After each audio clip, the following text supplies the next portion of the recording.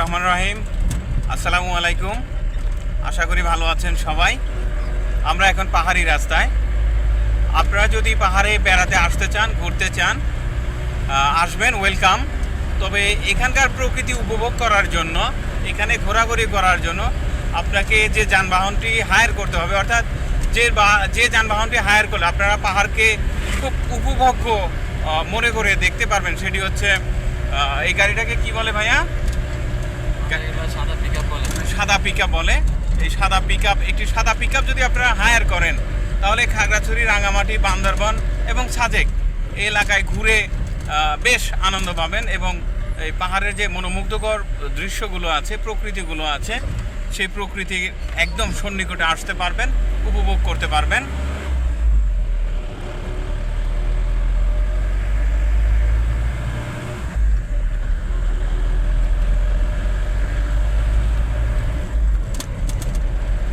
বন্ধুরা, পাহাড়ি আঁকাবাঁকা রাস্তায় আমরা এগিয়ে চলছি। আমরা এই মুহূর্তে মহালছড়িতে আছি। মহালছড়ি টু রাঙামাটি রোডের মহালছড়ি অংশে অবস্থান করছি।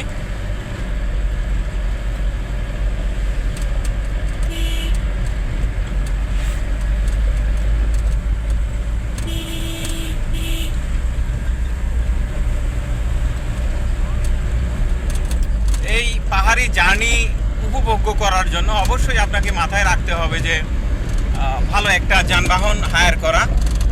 তো এই যানবাহনগুলোর মধ্যে সবচেয়ে বেস্ট এবং কমফোর্টেবল হচ্ছে সাদা পিকআপ। সাজেকে যেতে চাইলে সেজন্য তো সাদা পিকআপ আরও বেস্ট। পাশাপাশি রাঙামাটি, বান্দরবান এই অঞ্চলগুলোতে ঘোরাঘুরি করার জন্য এই পিকআপগুলো বেস্ট।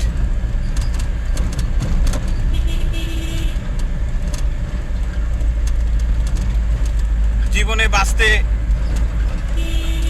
মনের যে সুস্থতা, মনের যে আনন্দ, এটা অত্যন্ত জরুরি। শারীরিক সুস্থতার পাশাপাশি মনের সুস্থতাও বিশেষভাবে প্রয়োজন। এজন্য আপনাকে প্রচুর পরিমাণে ঘুরতে হবে, জার্নি করতে হবে।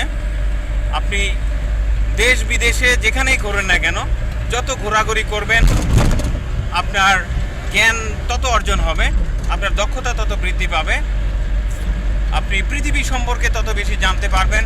পৃথিবীর বিভিন্ন দেশের মানুষ, বিভিন্ন অঞ্চলের মানুষ, বিভিন্ন জাতি উপজাতি, তাদের সংস্কৃতি, তাদের শিক্ষা, তাদের খাদ্যাভ্যাস, তাদের পোশাক, সকল বিষয়ে জ্ঞান অর্জন করা সম্ভব হয় এই ঘোরাঘুরির মাধ্যমে। খোকন ভাই কিছু বলেন। আর কি বলার আছে ভাই, তুমি তো যেগুলো বলতেছো খুব আসলে কার্যকারী কথা। আসলে আমরা যারা দর্শক, আমরা যারা করি এগুলো কথা আসলে অনেক সময় করে যদি আমরা ফলো করে চলাফেরা করি তাহলে আমার মনে হয় ভালো হয় আর কি। তো আমরা আশা করি আমরা এইভাবে পাহাড়ি রাস্তা যেভাবেই আমরা স্বচ্ছতা হিসেবে এবং খুব খেয়ালের সহিত আমরা রাস্তাঘাট চলবো, তাহলে আমাদের কোনো আল্লাহ কোনো বিপদ আপদ দেবে না। ধন্যবাদ খোকন ভাইকে সুন্দর পরামর্শ দেওয়ার জন্য। গাইস,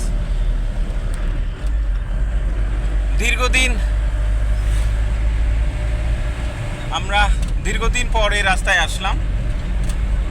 এর আগেও অনেক দিন আগে আমরা এসেছিলাম, তখন রাস্তাগুলো এত ভালো ছিল না। এখন বিভিন্ন কারণে, বিভিন্ন প্রয়োজনে সরকার রাস্তাগুলো অনেক সুন্দর করে বিনির্মাণ করেছে। তো দেশকে জানুন, দেশের মানুষকে জানুন, 3 পার্বত্য জেলা সম্পর্কে জানুন।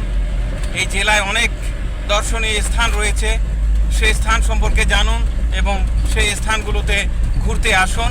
নিজের জ্ঞানের ভান্ডারকে আরও সমৃদ্ধি করুন। ধন্যবাদ সবাইকে।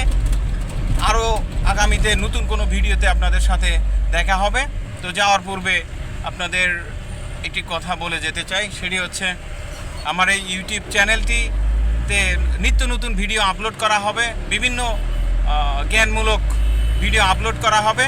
এই সকল ভিডিও আপনারা পেতে চাইলে চ্যানেলটিকে সাবস্ক্রাইব করুন এবং একটি কমেন্টস করে দিন। ধন্যবাদ সবাইকে। আসসালামু আলাইকুম।